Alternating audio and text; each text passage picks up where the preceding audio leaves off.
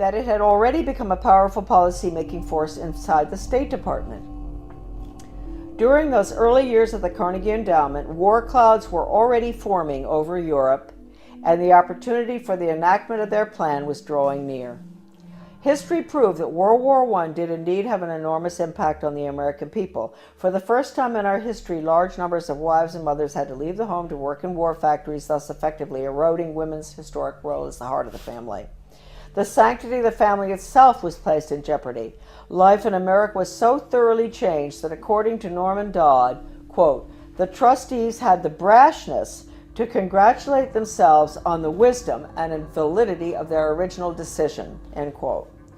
They sent a confidential message to President Wilson, horrible, listen to this, insisting that the war not be ended too quickly. Carnegie trustee Cleveland Dodge, one of Wilson's financial supporters, had direct access to the president, and as did Elihu Root, endowment president from 1910 to 1925. After the war, the Carnegie Endowment trustees reasoned that if they could get control, here we go, of education in the United States, they would be able to prevent a return to the way of life as it had been prior to the war. And they recruited the Rockefeller Foundation to assist in such a monumental task. According to Dodd, quote, they divided the task in parts, giving to the Rockefeller Foundation the responsibility of altering education as it pertains to domestic subjects. That was the Southern Education Board they set up. But Carnegie retained the task of altering our education in foreign affairs and about international relations. That would be UNESCO, UN, all that stuff. The foundations decided that the most effective method of achieving this goal would be to alter American history. So they awarded grants, fellowships, and scholarships to those professors and historians who would rewrite American history and promote one worldism, humanism, and socialism. By the early 30s, the well-laid plans of the foundation trustees had reached fruition, and a Reese Committee staff report concluded, 1, that there had indeed been a non-bloody revolution in America between 1933 and 1936. 2, that a certain few foundations had funded efforts to change the beliefs of the American people through education and propaganda. And 3, that these revolutionary changes had been accepted without resistance. To demonstrate how thoroughly American opinion had been changed according to the plan of the foundations, we cite the following historical example. At the end of World War I, Woodrow Wilson and his shadowy alter ego, Colonel Edward M. House, tried to sell the U.S. Senate and the American people on the idea of the League of Nations. This was, of course, the first concerted international effort towards a one-world government. Wilson and House failed in their mission, but a generation later, after another great war and much re-education via college international relations clubs, international studies, educational grants, and the like, the Senate and the people readily accepted membership in the United Nations. Roosevelt's foreign policy advisor, Alger Hiss, helped write the UN Charter, in which the Soviet Union was given 3 votes in the General Assembly and the United States only 1. And then, before his perjury conviction for lying, that's Hiss, about his Soviet espionage activities, he went on to become president of the Carnegie Endowment for International Peace. Chairman Reese expressed justifiable rage when he described what was happening as a diabolical conspiracy. The conspirators had left little to chance.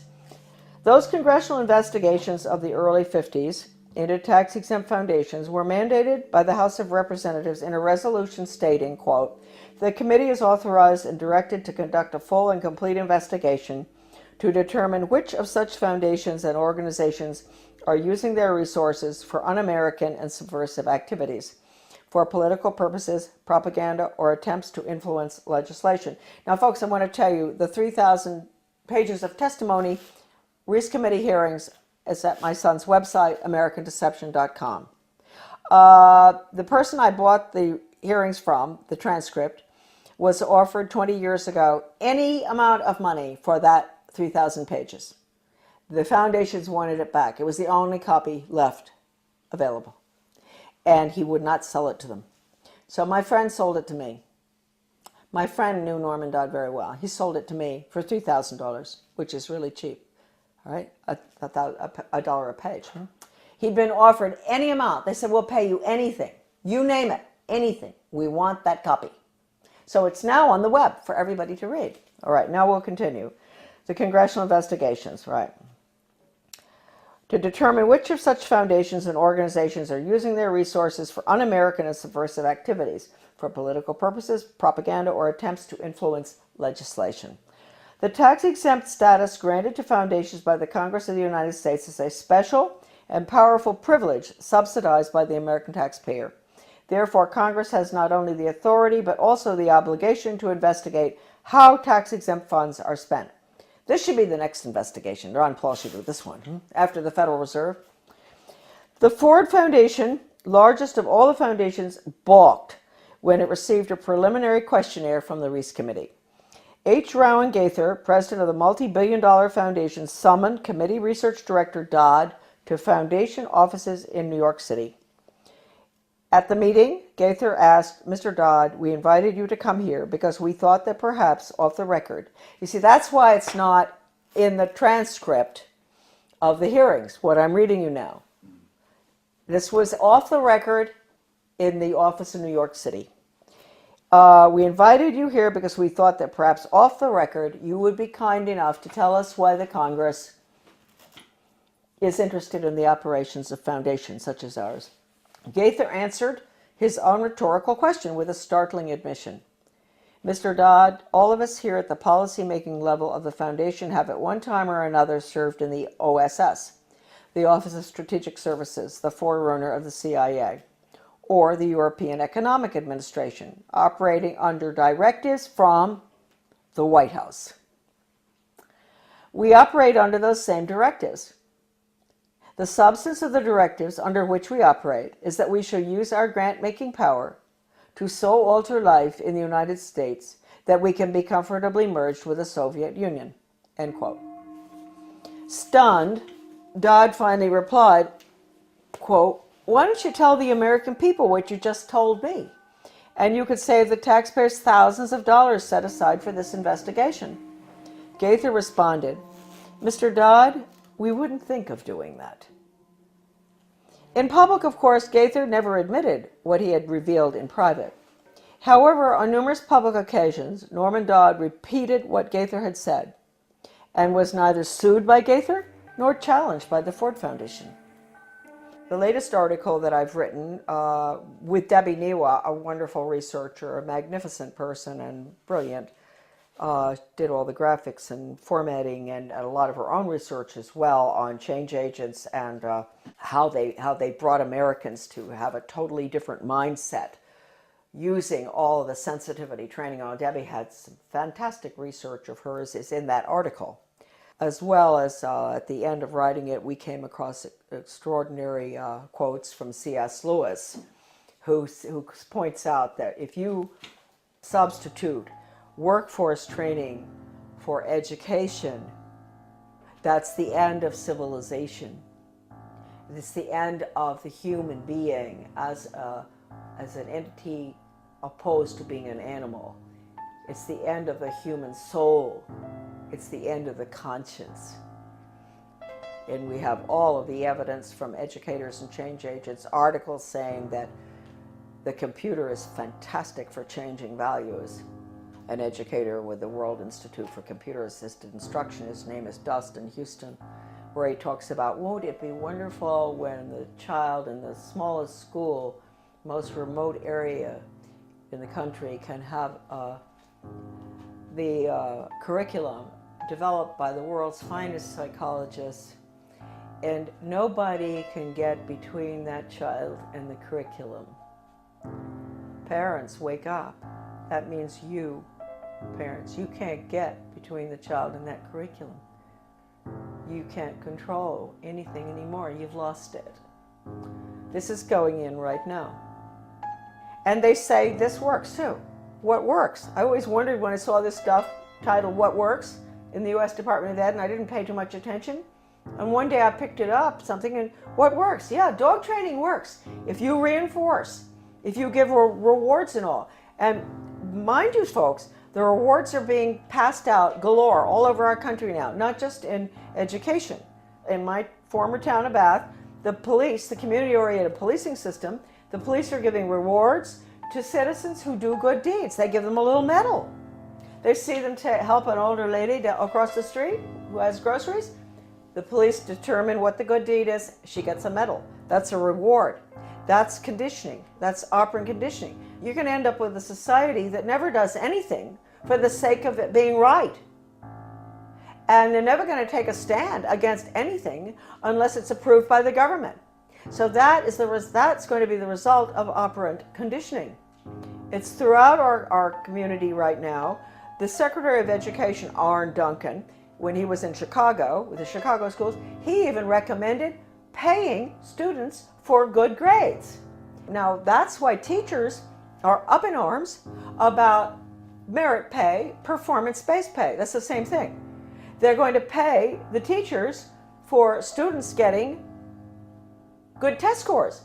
Now, wait a minute. First of all, you might think that sounds good. No, you got to ask yourself, what's the test? It's hard to believe that anybody would deliberately do this to children, but they are. They're evil people, and their agenda has been evil ever since this book was written. This is it. Proofs of a Conspiracy by John Robison, great Scottish scholar back in 1798. He was a Scottish Freemason, and he went to France and studied, French Orient Masonry, and was so shocked by what he saw, it was so much worse than the Scottish Rite, that he went back and wrote that book, which he actually did give a copy to George Washington. That book is like a global education textbook being used in the American schools right now. It talks about 1798. This is after the French Revolution. Get rid of royalty, get rid of religion, get rid of the family. That's basically what's in the book. They talk about dropping borders. Sounds just like a global ed curriculum. Turning the children against their parents. It's pure communism. That's why I say that now, basically the only thing that we can do, certainly with education, which is being turned into nothing but corporate school-to-work agenda using the Soviet-Cuban Polytech system, where they pull the children out, send them over to the cigar factory, at noon to learn how to make cigars. The same thing here. That's being put in. It's been in the works for 30 years. The nail is going in the coffin right now. It's coming out of Europe. It's the program that's going through Maine right now is called Reinventing Education. De Lorenzo. This is all in my article, The Death of Free Will. All of this documentation about the final nail in the coffin, which will be school to work across the board for global corporate profits. Our children are nothing but human resources and guinea pigs to be trained like animals. Animal training using Pavlov, Skinner, all of which was brought into the United States by, we'll get onto, the order at Skull and Bones.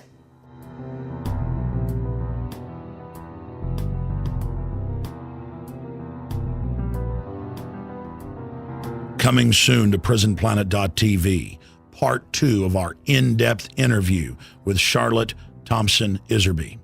We will expose the secrets of the Order of Death, publicly known as Skull and Bones.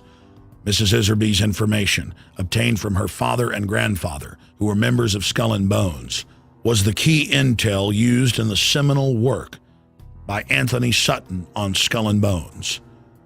In part 2 of this key interview, soon to be released at PrisonPlanet.tv, she will reveal even more information, some of it never before seen or released. Visit Infowars.com and PrisonPlanet.com. When you're on the sites, you can also tune in 24 hours a day to my daily radio broadcast. There's also a free iPhone app to listen to the syndicated radio show when and where you want.